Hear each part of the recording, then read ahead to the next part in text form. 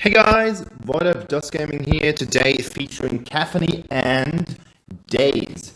I wanted to try out this somehow crazy thing because I've seen it on some other YouTube channel and I wanted to give it a go as I haven't done and featured Capheny in quite a while. And that said, I do have a rough start because I immediately recorded as soon as I was able to pick her. And as you can see, I'm not really an Emily main. I don't play her that often. So here we go. We are on a lane with a net. A pretty strange matchup, not a usual one, because we will have Grug in the middle. Luckily we have Emily and we have Annette and we have Quân who's doing a lot of damage. But Grug on the middle, that's kind of not the best, not ideal. So anyways, here we go. We have Wisp on the other side, and as I said, the rough start is here, so don't get mad at me at the beginning of the game. I promise that things are getting better throughout the game. I had to get myself back into position, and just like only this scene is enough for anyone who's playing Capheny or AD carries quite a lot to completely burst out in tears, cry, and wish that I would not be here. Great Dio-chan. It took them quite a while, but that first blood and that double kill. Oh my goodness! I had my eyes open while I was playing this, and still it doesn't feel like my eyes have been open and my brain was not in a usual way working around that. So that was not ideal. Then Grug isn't pinging stuff. I don't really like if people are not pinging if they are mid lane. Like I try to do it all the time if I realize that someone is missing, because it just helps to know that mid is moving. So guys, if you're playing mid lane and you want to do your team a favor, always call enemies missing. It's one of the most important calls in the game, and you can put it on a quick chat and everything works out pretty fine. You don't have to type it, you don't have to waste ages and ages of typing. So yeah, give them a helping hand and try to tell them that you are there and you know what the deal is all about. Enzo wasn't really spectacular throughout the game. I don't know what he was up to. I don't think that many players know how to play Enzo, me included. There's gonna be a game featuring me playing Enzo, which is gonna be the next one on Wednesday. So if you want to tune in, if you want to see me fading a little bit with Enzo, feel free to welcome. I will be there and I will try to make him work. So this is finally the first good scene that we have achieved here. Pretty nice days from the, or whatever the blah blah blah blah wind, whatever. They were pushed together, and that was Annette. That's one of her. Gale! I think it's Gale. So here we go. Here we go again.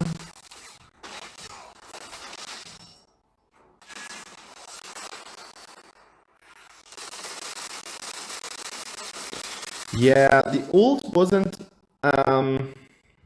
not doing that much damage, but then I'm on level 4, so I just unlocked it. I think everything is quite nice, and wow, that was so close. That was annoyingly close. If I would have had a little bit more damage output on the raw damage side, that would have been great material. Because there has been an ult, we knew that they are still there, and Annette using her spell causing AoE damage in the end kills that poor little fella thing. So here we go again. Matchup against Dio-chan. Both support characters are kind of helping me out here, so there's not really much I need to be afraid of. And now come the squishy characters, and finally we are able to do something, and that was pretty much unlucky because as you can see he doesn't have any life and that would have meant a Dio-chan slash Enzo double kill. My shield wasn't up, shield is now up. As I said, there's gonna be a nerf. The shield will be nerfed a little bit on the Veda, but let's see if it's still good enough. Let's see if that shield is still as good as it has been, because that was, I think it's mandatory, like you have to take a shield, there is no way around it, especially if you are AD. Thane uses his ult, kind of okay-ish, and here comes a few items which are gonna help me out a little bit, so... I mean, I've got the range, so there's not that much that I need to be afraid of. I mean, Capheny has quite a good kit, like she's got a huge amount of damage. Of course not against a Thane, but against a Dio-chan is more than enough. Yeah, here we go again. My positioning is just for the ass, like I can literally tell every single... I don't even know why Capheny has this, why I do have these problems with Capheny, because if I play Talanas... Okay, Talanas has more range, Yorn has more range as well, and Valheim just attacks a little bit faster, because I don't really feel that I have complications when I play other AD carries or other marksmen, so this is gonna be special for Capheny. And she's one of the more powerful ones, like she's more powerful than the ones that I had mentioned. Telenas could be outpowering Capheny, but then Yorn can't. So... yeah, now we're getting some items, finally. I mean, that's gonna help a lot. Especially against these characters here, so we're working on the second item. And here we go, finally, an ult that is an ult. Using a little bit of my dashes to be a bit more mobile, and here comes the double kill, and that's what I was telling. I had a rough start, but as soon as enemies are low and you can use your spells or you can upgrade and unleash the raw firing power of your cannon, things are looking a lot better. Like, that's just so crazy. And look at that right now. Critical, critical, critical, critical, 500, 500, 500. I mean, she has quite some auto speed here, but of course that's gonna be increased by the weapons, and that's what most the AD carries profit from the most. Unfortunately, no ult. That would have been a pretty nice setup. All the squishy characters here. Enzo is hooking, but I don't really think that he should do it.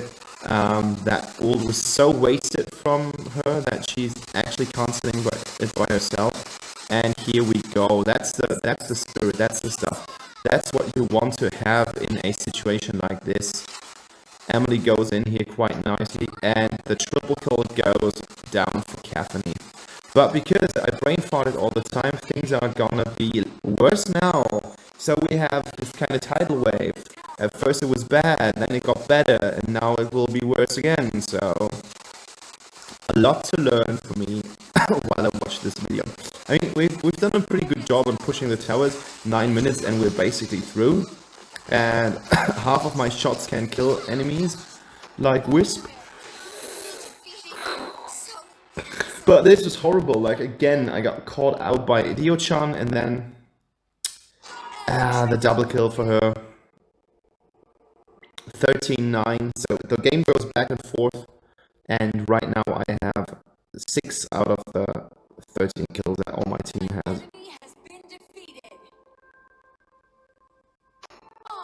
Nice onslaught, nice kill here from Quillen. Now he is hopefully going to push Cobb. I can't remember, I played the game yesterday.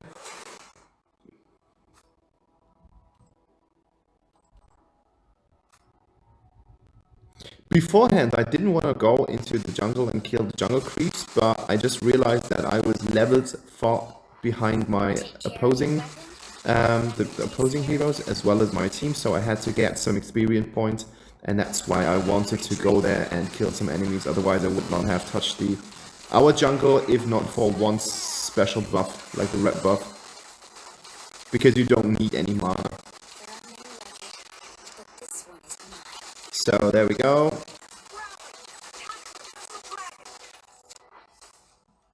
Here is Enzo again. But he doesn't really stand a chance. I mean, our Quillen has that ult. Wow. Can't cancel it, but I should have. And now I'm really dealing some damage. 1000 damage. Nearly 2000 damage. That's quite a lot. And here we go again. And now I need to be a little bit more aware about my positioning.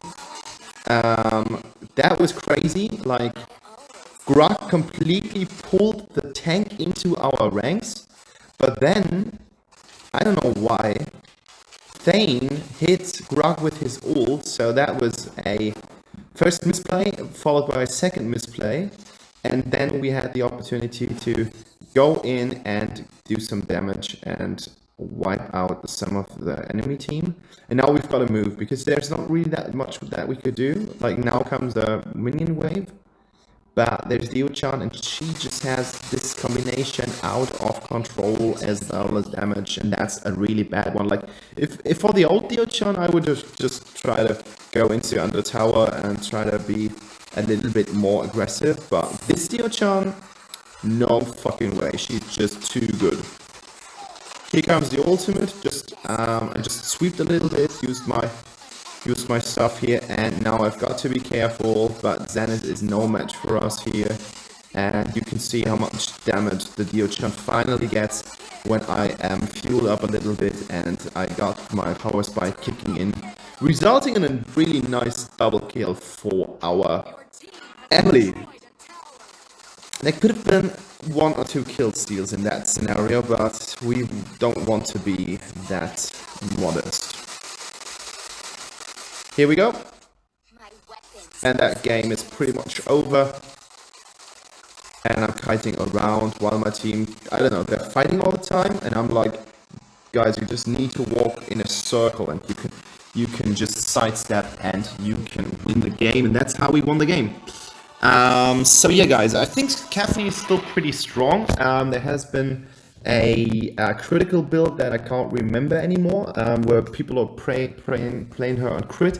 I need to do that as well. Like, I did not take my crit runes. And Arcana, you will see what I have taken in the description below. And yeah, that's the game for now. On Wednesday, there's a Enzo video coming, so if you want to see that, if you want to have short notice about it, hit the subscribe button anyways, and leave a like. And if you have anything to say about my videos, just leave a comment below. And yeah, thank you guys for watching. Look at that damage, like quite some impressive damage. At 1/3 of all the team damage went down from Capheny. 10.2, here we go. Fight participation was alright, like was better than most of the teams. So yeah, thanks guys, bye bye.